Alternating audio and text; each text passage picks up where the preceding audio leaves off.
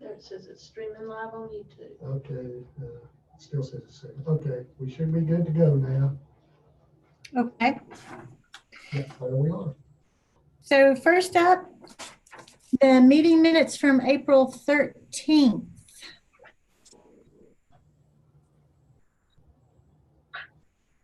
Have y'all had a chance to review those? Woody, I know you weren't at that one.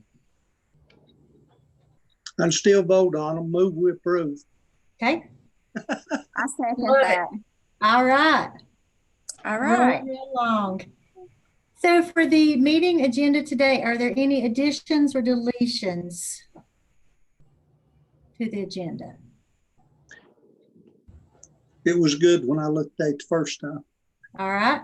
So if so, do I have a motion to approve the agenda as it stands? Move we approve. I second. All right, rolling right along. Directors reports. Hello, Barbara. Hello. Primary first order of business is that we No have dismiss about it. 2 board members that will be rotating off at the end of June, and we need to make arrangements for that because Raleigh has called us and told us to get on the ball about that. Jerry is one and Woody is the other. I believe Woody still has eligibility left for another term, as does Jerry if he chooses to reapply. So Both are commissioner appointed. both are commissioner appointed, so we need to make let those folks know that if they want to continue, they need to make an application to the commissioners, and we'll get that underway. Well, my question is, do you want me to continue? I think we do. Yep, Yeah. it's unanimous. Yes. I will do so then. Oh, and it looks like Jerry's trying to get on the call. He says his screen says he's waiting for the host to let him into the meeting. We're meeting them right now. Okay, perfect. There he is. Hi, Jerry. He's getting his audio. There he goes. Hey, Jerry. Hey. Hi, Jerry.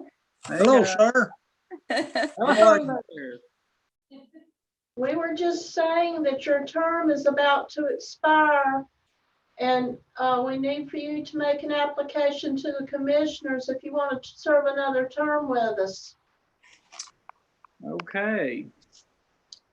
I need to do that soon, or by the next meeting, or right now, or what? Not in the meeting, but Okay. within the next couple of weeks, we need you to go ahead and Let Cindy know to have some Yeah. applications. we need to go ahead and get that in the next couple of weeks so we can get that, the commissioners vote on it before the new fiscal year. Okay. All right. Thank you. First, I thought she said you were expiring, Jerry, and I thought, oh, no. You know, it always helps, you know, it never hurts to check. Thank you, Eva, for reminding me.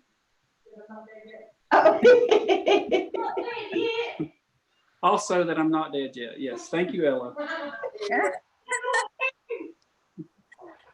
Okay, so with that behind us, I thought I'd just mention a couple of the things that we're dealing with the COVID-19. In the month of April, we had I believe 148 food stamp applications come through here. We have 3 food stamps. They have been very, very busy. With the unemployment situation being what it is and people having to make ends meet, we're seeing a lot more people apply for food stamps, and that's a major issue. We're at the mercy of state and federal government, some of the, idiotic decisions that they make. One of those decisions, I'll just use it as an example. They decided that they were going to send us more energy assistance funds. And we had, what, 233 people that were eligible this year that we worked with. And they only approved out of those 233 people, how many? It was like 34, something I like think that. she's found out though that she had the wrong report. I think that they're more eligible, but Okay. it's still the small amount. Okay, but it's still in amounts, it'll be like $10 to $15. 10 to 13. $10.13 per client. Wow. I don't know how much fuel oil or kerosene or gas that will buy and whether the vendors will be willing to deliver $10.13 worth of fuel, but that's our state in its wisdom right now. So it's an administrative nightmare for us, and we're just struggling with some of these programs that they're doing right now. So that's Is there any criteria for those with greatest need? no. It's just a basic eligibility, first come, first serve. So everyone who was eligible would get that amount. Wow. That's ridiculous. And it'll cost the county an incredible amount of administrative money Just to get To that deal $10 with payment out. to hand out that $10. So, Could you not take them off from the top, from the first that applied and divide it to whatever amount that the utility companies would supply? I no, think there's like a minimum of what, $100 or $150 something for fuel oil. all the directors across the state have been raising a stink about this. Everybody in the state's upset about it, but And there's no way to give somebody $10 worth of kerosene. That's ridiculous. That wouldn't be but a quart.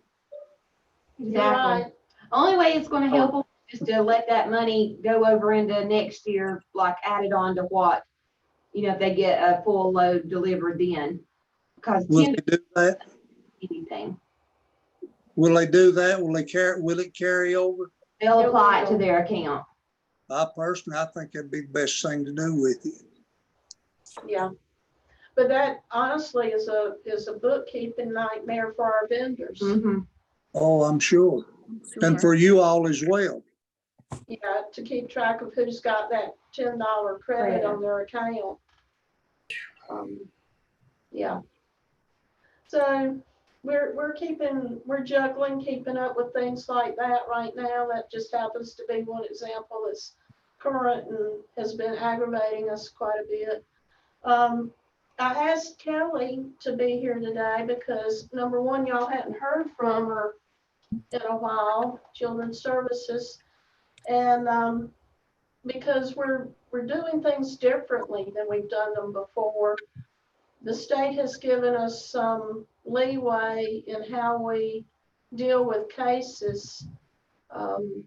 Because of the virus, we don't necessarily have to do face-to-face all the time. And we're doing things a little differently. People are working from home rather than coming into the office every day, working different schedules. And I asked her to come and share with you some of the things that we're doing a little differently. So, hey guys. So since we've had this whole COVID-19, policies have changed just a little bit as far as how we meet with our foster families, the foster children. The visits are going on via video chat with the parents. The state has approved that. They have postponed court until June. So we've not been getting to have a lot of the reviews and things like that to help move our cases forward. So they're kind of stalled right now. In-home cases, we are able to do video chat with the kids that are in like temporary safety placements, or if we've been involved with them long enough to where we feel like that we can do a video chat with the parent and the children. We'll speak to the children privately during the video chat and have the parent walk around the home and show us, just to kind of meet that standard as far as being able to see the house. Assessments, we are still going out and doing face-to-face with initiations when we get a report coming in. And we're still doing face-to-face with cases that we feel like just needs that face-to-face completed to make sure that the kids are safe and that they're following protocols as far as keeping the home, fixing things that need to be taken care of. A lot of the social workers are working from home. We do have a couple of folks in the office every day. We're doing a rotation with on-call and having someone here if we get an immediate response report that we need to go out on. That seems to be working really well. Folks like the working from home just because we are not exposing each other, because we are still going out in the field. And we don't want to have a scenario like happened in Ohio or where the whole CPS unit was quarantined because one come in contact with somebody that had been exposed, and then they quarantined the whole unit. But that seems to be working pretty well. Everybody seems to be getting their work done. We're able to monitor it, especially with the assessment and NC5. We're able to keep up with everything and utilize the iPads that we got. We're so fortunate to have those. We love them. We can do our webinars, everything. So that has come in handy. And the iPhones, we can do our contacts via the iPhone. We can transfer our office calls to the house. So I've got my little kitchen area set up as a little office. So when I'm at home working, it's about like being at the office. But anyway, any questions on anything that we're doing or? And Raquel is self-quarantining, of course, because she's about 9 weeks out from delivering a new baby boy. And we definitely don't want to expose her to the virus if we can help it. But we text and call, and we're in constant contact. So it's not created any problems logistically as far as the work getting done. She's always available whenever we need her. And, Absolutely. We talk pretty daily. I'll talk to Barbara regularly. The workers are still. I thought I heard somebody say something. But anyway, we're moving right along. One good thing we like about being working from home right now, aside from just not everybody being congested into the one office, is because the health department does do testing there. And because folks are coming into the health department where our offices are, we feel like that's one less variable that we might be able to, come in contact with the virus, is working from home and not having that many folks in the health department every day. So. Yeah, we're pretty much doing the same thing, just so you know. We have some people who are working 6 to 3:30 or 4, folks who are working 4 10-hour days and then taking a day off, and alternating, so we always have enough staff here for whatever needs may be. But that gives the people some flexibility, especially because of the child care situation being what it is. A lot of our staff are stressing out about being able to be home and do the homeschooling and whether their babysitter was available and that. So we're trying to be as flexible as we can with our staff for that reason. So that's working out pretty well. And I've made it clear to them that this is not a permanent situation. This flexibility will not be available when the quarantines are lifted, but as we said when we were starting, obviously we cannot do the social distancing in our little bitty offices. So it's going to be a while before we'll be able to let people in for actual face-to-face interviews. We're doing everything by phone right now. So We need to go into a closed session, Truman, if you can, Okay, will the a couple of cases that